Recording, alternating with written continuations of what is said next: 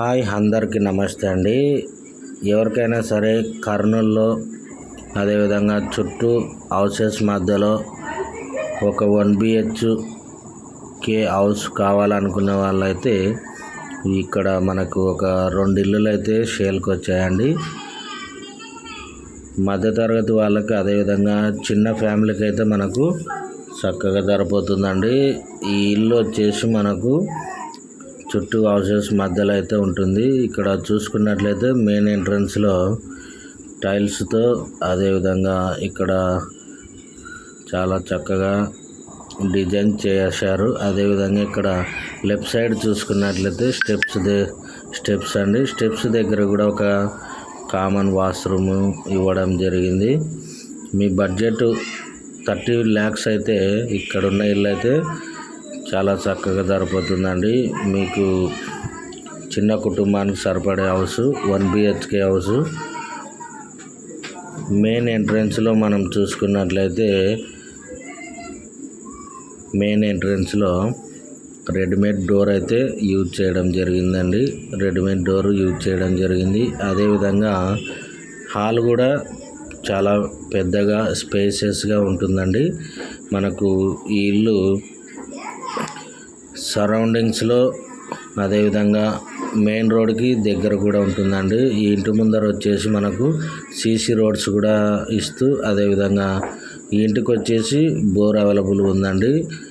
Bore కూడా available ఉంది. ఇక్కడ హాల్ చూసుకున్నట్లయితే షెల్ఫ్స్ అదేవిధంగా టీవీ యూనిట్లు ఇవ్వడం జరిగింది. కిచెన్లో చూసుకున్నట్లయితే వస్తువులు పెట్టుకోవడానికి కూడా చాలా షెల్ఫ్స్ అయితే ఇవ్వడం జరిగింది. అదేవిధంగా పక్కా వాస్తు ప్రకారం అయితే ఇల్లు కన్స్ట్రక్షన్ చేయడం జరిగింది. ఈ పిఓపి డిజైన్ కూడా చాలా సింపుల్ లుక్ అదేవిధంగా కలర్ కాంబినేషన్ అయితే చాలా చక్కగా ఇవ్వడం జరిగింది. మనకి ఇల్లు వచ్చేసి